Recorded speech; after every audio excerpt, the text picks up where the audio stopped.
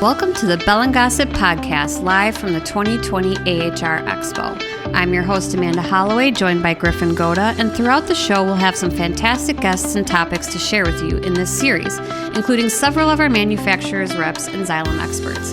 You'll get insights into the trends they're seeing in the HVAC and plumbing industry. Enjoy the show. Hi, I'm joined with Ed Smiley.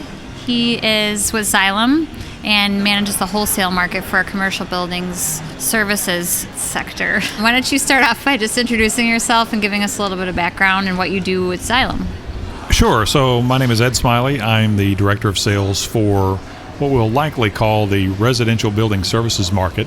In the past, I think it's been more identified as the wholesale market. However, as time goes on and we get a lot more specific around our strategies and actions and activities, it's really more than just the wholesale side itself, but wholesale is a very important piece of what we plan to do. A little background on myself, if you will. I've been in the industry for about 27 years. I think I first started to learn about pumps and pumping systems in 1993, fresh out of college, and had my first role as a sales engineer / R&D guy / parts expediter, small company role, and all types of things, and got my exposure to pumps when I was trying to find a solution to a problem that we had with a particular design of a product. And at that time, I would never have guessed that it would have led into a career in the pump industry, but 27 years later, here we are today, and it's been great so far. Fantastic. And can you give us a little bit of an overview of the wholesale market in residential and commercial buildings? Sure. These are interesting times for the industry in itself. The wholesaler has played a really important role in a lot of geographies in the way that business is transacted. For instance, it's been very common for wholesalers to take a leading role in gathering orders from contractors and supplying contracts for large buildings. So they would gather the orders for pipes, for fittings, for pumps, for ancillary items, and the contractor would buy all of their products through the wholesale channel. And we would often sell a lot of products through the wholesale channel. As time has gotten a little longer, we've needed to be a lot more competitive, and I say we, manufacturers and suppliers. Mm-hmm. And so the wholesaler's role really has changed a little bit from that perspective. And there are a lot of other external factors that maybe we'll touch on later with regard to the proliferation of internet sales and how people are fulfilling their orders today. But the wholesaler still plays a really critical role in supplying products to contractors and occasionally end customers in our industry. Fantastic. And are there any differences between the U.S. wholesale market and the wholesale market in Canada? They basically serve about the same purpose. I think you might find more national wholesalers with a bigger role to play in the Canadian market, because the Canadian market is about 15% size-wise of the U.S. market. So might be a number of bigger players, but certainly smaller geographies that they deal with. Here in the U.S., you can find a lot of regional wholesalers who are very strong, for instance, in the Northeast or perhaps the Southeast, with other wholesalers maybe being a little bit bigger on the West but not having a big East Coast presence. That's another part of the industry that seems to be changing a lot, and you'll find that everywhere. There's a lot of small wholesale manufacturers that are getting snapped up and gobbled up by these big ones as the bigger ones expand their presence in certain geographies. So what are some of the ways that Xylem and Bell & Gossett are helping the wholesalers grow their business? So one of the big things I think that we focus on is what products serve a residential market, and how does that product go through the wholesale channel to the contractors. So we look for holes and gaps, and certainly while we have a lot of products that we offer today, there's still plenty of opportunities for new product development. And it's interesting to me how, once upon a time, I think it was a real desire for a lot of manufacturers to be able to supply virtually everything in a particular market sector, but they've specialized more in now what they do really well. And there are a number of other smaller competitors who have become very good in those ancillary products, selling those into the channel. Xylem works very closely with wholesalers on products that are attractive and available to the market, new product introduction. There's a lot of things that we do with regard to training and education, launching products at the wholesale level, with the biggest purpose being trying to expose the contractor world to the products that we offer through that wholesale channel. Sure, and you're leveraging our manufacturers' representatives for that as well?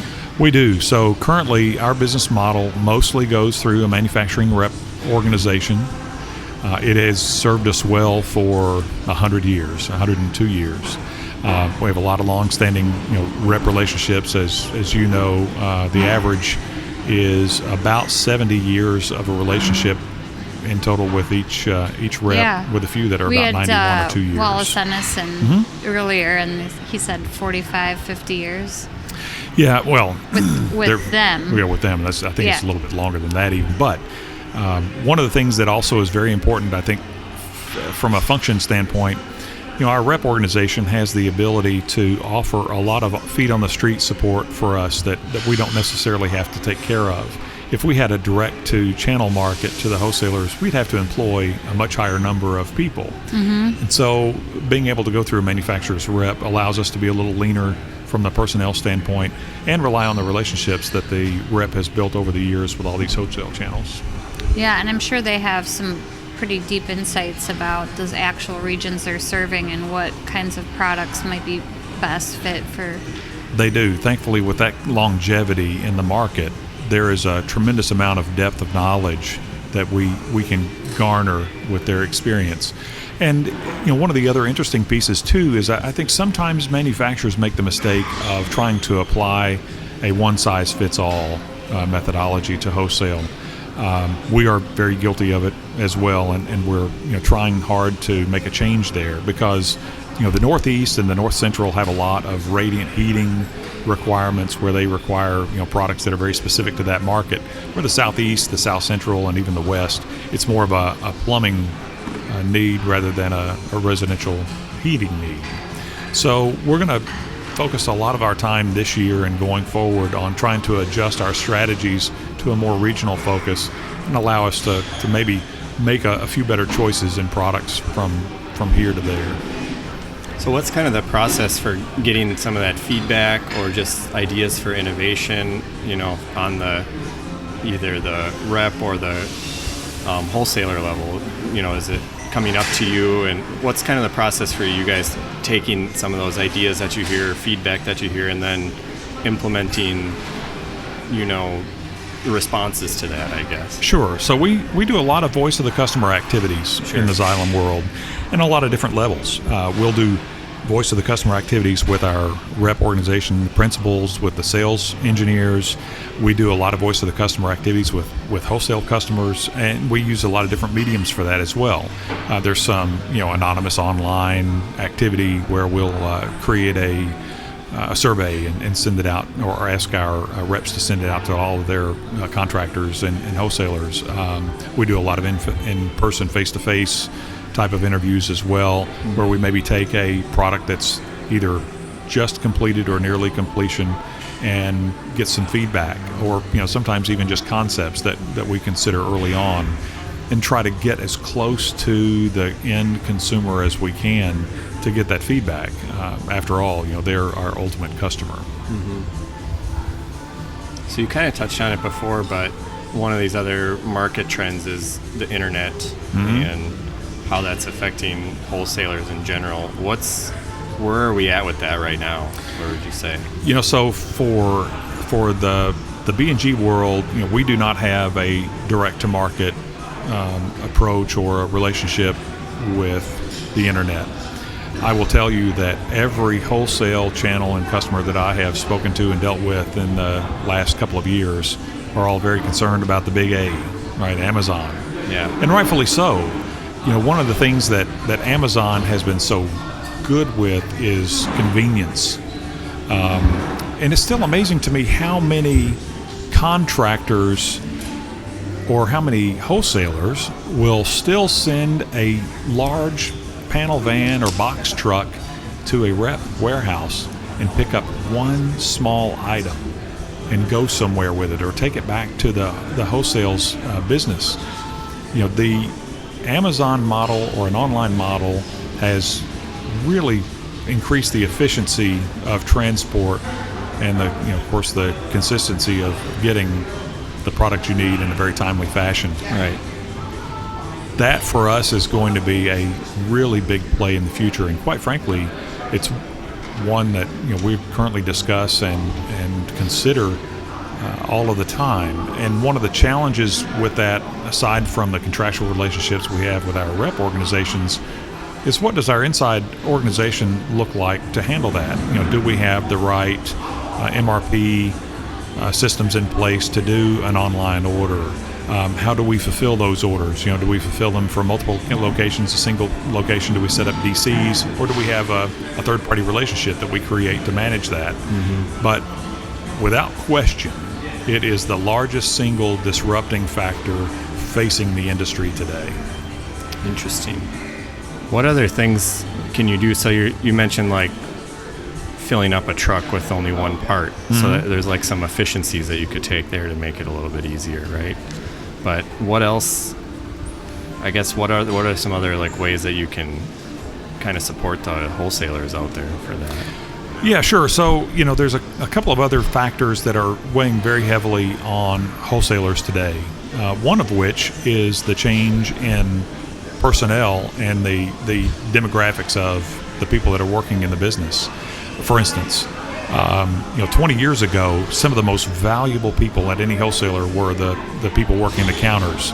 They were often the most knowledgeable, the most seasoned, they had the most experience. And if somebody walked in, if one of their contractors or customers walked in with a product and had a problem or needed a replacement, they were capable of offering either that same product that the customer had in their hand or offering an alternative. And there was a lot of value to try to influence that counterperson's knowledge so that they could offer your product in replace of a competitor's product. Mm-hmm. So, fast forward 20 years from that time, and now you've got a much different dynamic. Companies are always running very lean and looking for great people to put in their organizations. So if you find a good counter guy who's knowledgeable, capable, creative, he often gets moved elsewhere into the organization, and so you lose that knowledge and someone else comes in. That's piece one. Piece two is the advent of the computer. Computer technology is so good now that it makes our jobs easy, makes their jobs easy, right? And everybody's busy and really kind of wants to make it easy. So a customer now comes in with that product, and the guy says, oh, that's a part number whatever. And it looks in the system, and it either says, yep, we have one of those, or no, we don't. And if he's got one, he just pulls it off the shelf, the very same thing, and gives it back. And so, that has tremendously impacted the way that products move through a wholesale organization. It's much more difficult for a manufacturer to influence counter people, partly because of the turnover, and also partly because the solution's often offered in the computer. Sure. So and I could even see, That's okay. I could even see some of that expertise that the counter person had that had been relied on being kind of siphoned off by the internet if people are just kind of searching online reviews, random websites or whatever. Yep. That counter person's expertise and knowledge isn't always relied on as much as it had been in the past. That's right. That's exactly right. And we're still at a kind of an odd place, I think, from an online fulfillment standpoint. Mm-hmm. Generationally, people of my generation are probably a little more likely to try to tackle something if it's easy, like replacing a circulator pump on a boiler. If it's not sweated in, you might find somebody willing to take a few bolts out and replace a product and re-engineer it or rewire it, I should say, I guess. Where you've got younger people now who are just so in tune with getting things done, they will get YouTube and look at a video. If it looks a little sophisticated for them, they'll just call somebody. So it's changing. That particular segment is changing in how the internet is used and what people are doing with it. But it's not going to lessen. How are we addressing these factors? I mean, how are we setting our reps up to help them? How are we? So one of the things I think that we could probably do a much better job with is getting our our business more entrained in the world of Instagram, LinkedIn, Facebook. Just for instance, 2 days ago, I, out of curiosity, looked at one of our competitors' Facebook page. How many followers did they have versus how many we had? And unfortunately, it was a 4-to-1 and not in our favor. So content is a big deal. As you know, the more content you have, the more hits you have, the more searches you become a part of. So I think we should probably do a much better job across the board of just making ourselves more available on those platforms as the younger people look to that as a source of information. Mm-hmm. Yeah. A lot of our reps are kind of in the same boat. Some of them have a LinkedIn page, or some of them have a e-order area of their business that their customers can use, but still very traditional in our transactional activities. So that's an area for improvement. Now, the question you ask about what are we doing about it, we have a number of ongoing internal discussions that I will just keep to myself at this point. Early stages. Yes. But yeah, I mean, we see that too with the difference between just having a presence online because you know that you should have one versus really taking advantage of it. Yeah, I mean, I head up a social media for some of our brands here, and including Bell & Gossett, and one of the interesting things that I'm realizing is that regardless of how many people you have following your page, whether that's Facebook or LinkedIn or what have you, it's really becoming more of a pay-to-play space. So we're really trying to work that side of things. And so it is interesting to see the followers are kind of tailing off, but it doesn't mean that their people are less engaged with the content. So there's really a good opportunity to get involved in that type of, paid social media type work, and even stuff like this, the podcast, just another channel for us to get that content, that information out to people. Yeah, and another one I failed to mention was YouTube. YouTube's become the how do you do this or do it yourself life exactly. of people who have a little bit of mechanical skill and aptitude, or people who are looking to learn. So it's another great one, and developing content for a space like that also still is just so important to us going forward. Mm-hmm. And I know we're working on that as a business, and we shouldn't forget that Bell & Gossett has had the Little Red Schoolhouse, and I think the first class was 1956, so it's been a long time. And at one point, we were known to have trained the industry. That was what we've known for. And there's still a number of engineers that are working in various offices who went to the Little Red Schoolhouse at one time or another physically to attend those schools and get the training. And our online content is becoming more and more critical, even though the schoolhouse has undergone a recent renovation. It's fantastic, and as a small plug, you should come visit. It's still going to be really important to continue that educational resource that's available anytime that the user is interested. Yeah, for sure. I mean, you're right. People are probably going to be looking on YouTube more for general how-to or maintenance things, but you still kind of want that information to come from an expert so that they're doing the job right, and kind of influencing that as much as you can.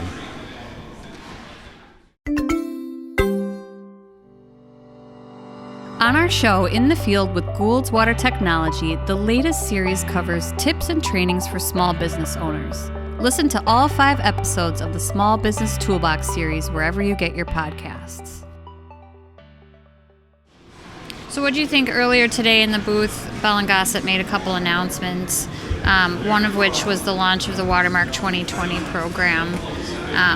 And that is just to involve our manufacturers' reps in at least 20 Watermark events in the U.S. and Canada this year.